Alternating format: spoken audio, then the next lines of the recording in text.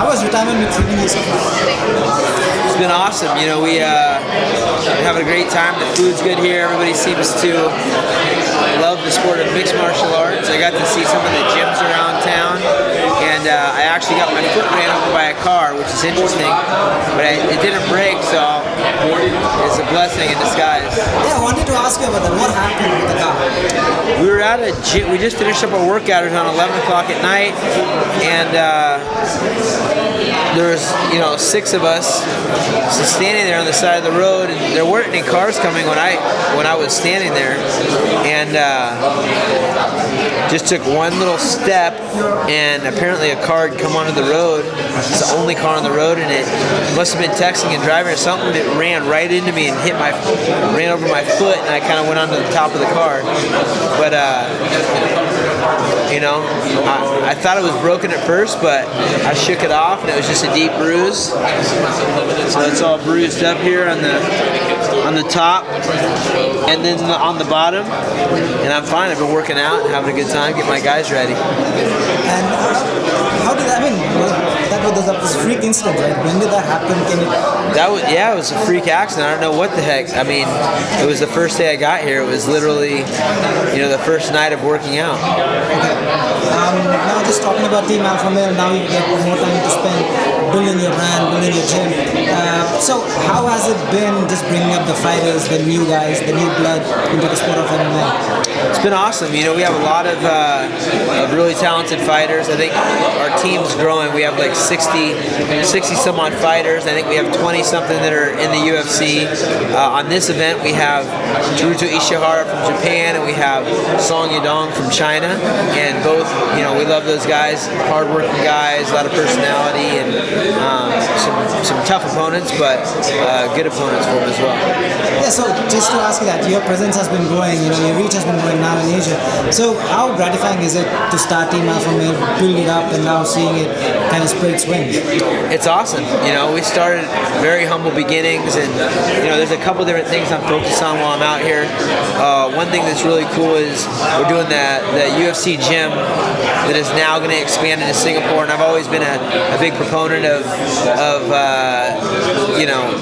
the Singapore culture, and I love how they love mixed martial arts, and they love Muay Thai and Brazilian Jiu-Jitsu, and now we have partners that are bringing the franchise here, so we're pumped about that, and I'm looking to get involved in that a little bit more.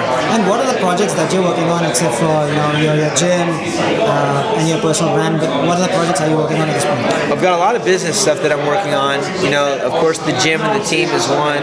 We have the UFC gyms that are now coming to Singapore, which is awesome, and we have some entertainment stuff I've been working on.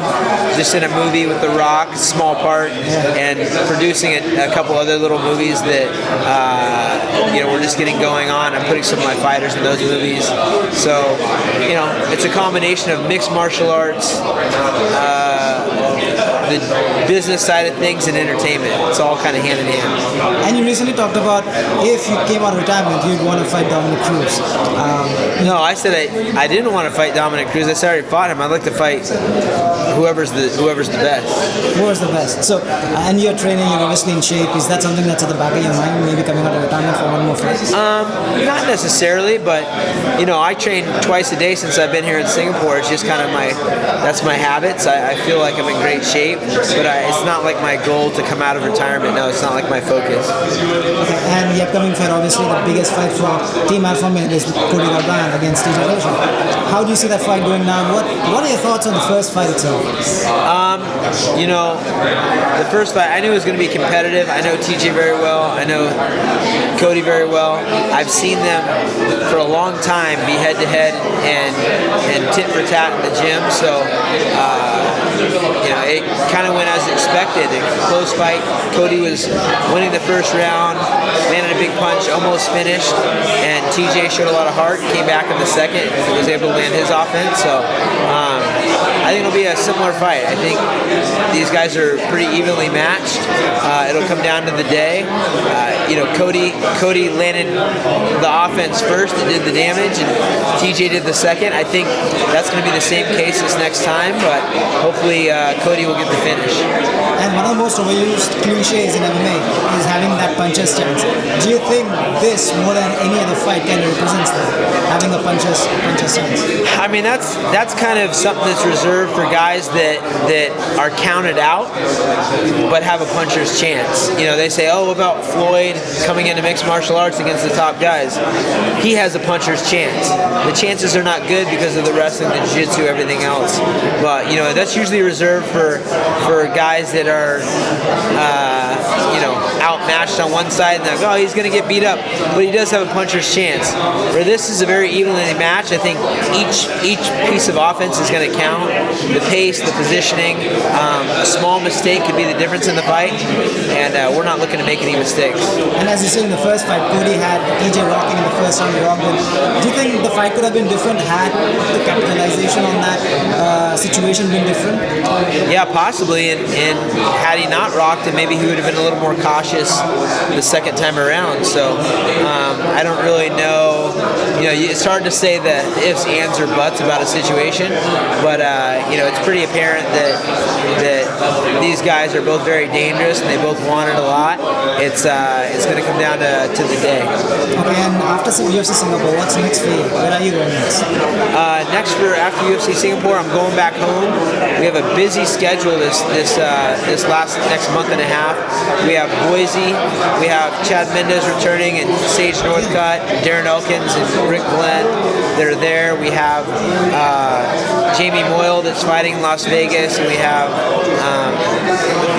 a lot of guys on the horizon, Cody and Benito Lopez, and the list goes on. I mean, our fight schedule is jam-packed, and we're excited about it. We have a couple of guys on the Contender Series, Alex Munoz and Angelo Trevino, so just staying busy and giving back and having fun.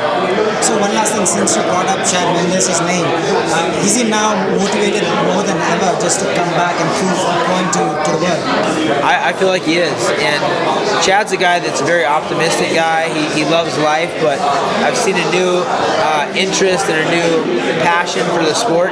Being held out, got him hungry and recharged. So I'm excited to see what he can do, and I'm excited to see a revamped and excited Chad Mendez come in and do what he loves. Awesome. Thank you, Ryan. Yeah, my pleasure.